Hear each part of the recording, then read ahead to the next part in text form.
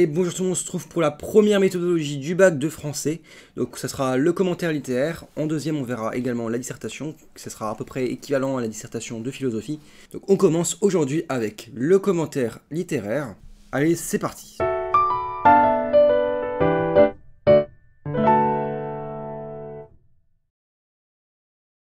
Donc le jour du bac, vous risquez d'avoir ce type de copie.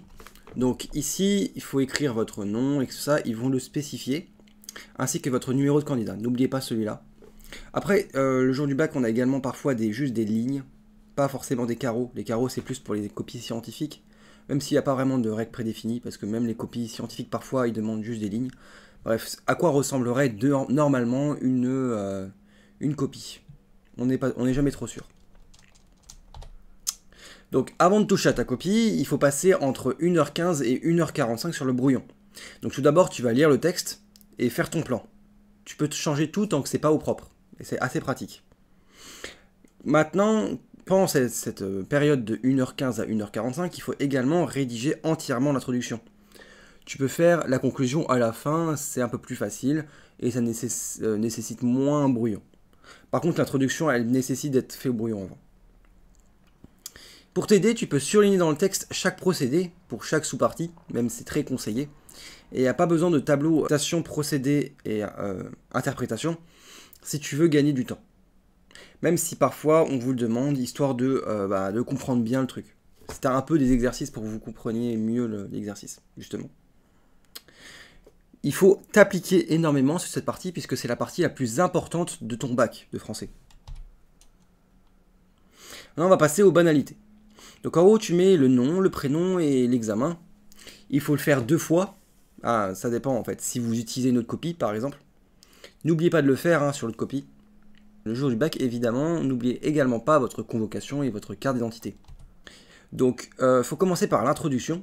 Donc, tout d'abord, avec l'introduction, on commence avec un alinéa. 2 carreaux minimum. Donc, en fait, on va sauter comme ça. Et on va commencer ici, histoire de présenter l'introduction. Donc, dans cette introduction, tu présentes l'auteur et le mouvement littéraire auquel il appartient. Si cela est possible. Parce que parfois, on ne connaît pas vraiment le mouvement littéraire auquel appartient l'auteur. Et dans ce cas-là, vous parlez juste de l'auteur, par exemple. Je ferai l'année prochaine une série entière sur tous les auteurs à connaître, ainsi que les mouvements littéraires. Ensuite, le développement. Donc, le développement, ça se fait en 2 parties. Donc, sur votre copie, ça doit ressembler à ça. Donc, tout d'abord, vous faites une introduction. Vous sautez 2 lignes. Puis, vous commencez le grand 1. Le grand 1, partie 1, vous faites 10 à 15 lignes. Grand 1, partie 2, 10 à 15 lignes, etc. pour chaque partie. À chaque fois, vous faites un petit alinéa, ici, ici, ici, ici et ici. Ensuite, vous sautez 2 lignes, une transition, pareil, petit alinéa, introduction à la partie 2, pareil, petit alinéa, et après grand 2, etc. sur une dernière copie. Et on verra après ce qui va arriver. Maintenant, vous pouvez également faire des développements en 3 parties. En fait, c'est la même chose, sauf qu'à la place d'avoir un grand 1, petit 2, petit 3, on va avoir un grand 1, petit 2, un grand 2, petit 1, petit 2, et un grand 3, petit 1, petit 2, par exemple. Et dans ce cas-là, il faut faire 2 transitions. Faites gaffe à ça, alors que dans le développement en 2 parties, il n'y a besoin de faire que de 2 transitions. N'oubliez surtout pas qu'il y a des alinéas à chaque endroit où j'ai mis des rectangles, justement. Bon, après, là, entre là et là, en fait, c'est juste simplement la suite. Faites gaffe à ça. Bon, sur cette copie, on va considérer que l'alinéa, c'est 4 carreaux. En fait, c'est des 2 carreaux en 2 carreaux. Donc, c'est 4 carreaux. Après, tu peux faire plus si tu veux, c'est-à-dire faire un grand 1, petit 2, petit 3, grand 2, petit 1, petit 2, petit 3, grand 3, petit 1, petit 2, petit 3. Mais c'est le minimum qu'on attend. 6 petites sous-parties. Donc pour commencer le grand 1, il faut faire avec une amorce. Donc on commence par un petit alinéa ici. Et ensuite tu transformes le titre de ton grand 1 en fait que tu trouveras en du coup une phrase pour annoncer le thème du grand 1. Donc cela, l'amorce, c'est un peu la transition entre l'intro et la première partie. Donc dans les sous-parties, à la ligne, alinéa, pareil, à chaque fois, n'oubliez pas.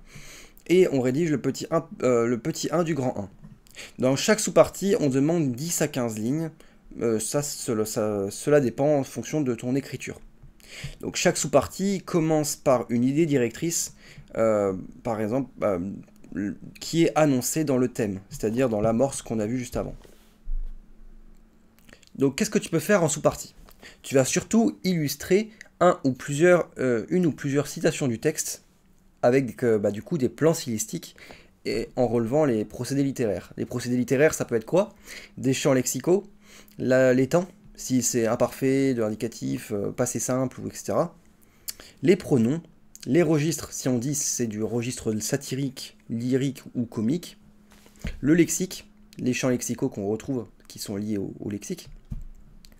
Principalement les figures de style aussi. La négation et la ponctuation. Les verbes, et enfin, vous pouvez même juger tout l'ensemble du texte. Maintenant, lorsque la première sous-partie est terminée, tu vas à la ligne sans sauter de ligne, tu refais un alinéa et tu rédiges le petit 2. Par contre, quand tu as fini le grand 1, tu sautes 2 lignes, tu vas à la ligne, à l'alinéa, et là tu commences une phrase de transition. Il ne faut pas sauter d'autres lignes entre la transition et l'amorce, c'est-à-dire ici. Maintenant, si tu n'as que 2 grands axes, il n'y a pas besoin de phrase de transition avant de passer à la conclusion. Donc c'est peut-être plus rapide de faire 2 grands axes que 3 finalement. Cela dépend en fonction de votre sujet.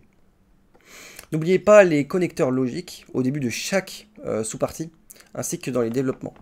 Je vous conseille d'ailleurs de réviser les connecteurs logiques, puisqu'il y en a pas mal, et que ça vous servira beaucoup le jour du bac.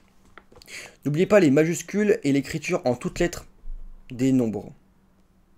Enfin, il faut surtout pas écrire il y a. Bon, vous avez le droit peut-être à 1 ou 2 jokers en disant il y a, mais si vous répétez trop il y a, vous risquez de perdre des points. Maintenant, on passe à la conclusion. Donc vous sautez 2 lignes, vous avez la conclusion en 10 à 15 lignes avec une ouverture en 3 lignes à la fin. Donc tout d'abord, on saute 2 lignes, comme je viens de le préciser, et on fait un alinéa. On reprend les idées développées dans l'ordre du plan annoncé, et on lit ce texte à d'autres textes et mouvements qu'on connaît. C'est pour ça qu'il faudrait connaître d'autres mouvements un peu en avance, comme ça on s'attend à quelque chose. Surtout, consacre 15 minutes à la relecture de tes idées et de ton orthographe, ou plus même si tu as le temps. Et tu numérotes les pages à la fin, mais ça on vous le précise. Et dernier conseil, et le plus important, ne quitte jamais avant la fin.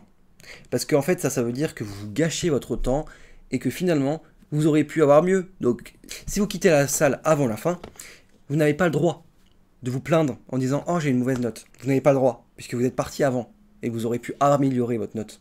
Voilà, merci d'avoir regardé cette vidéo. C'est tout pour la méthodologie du commentaire littéraire. À la prochaine, à plus.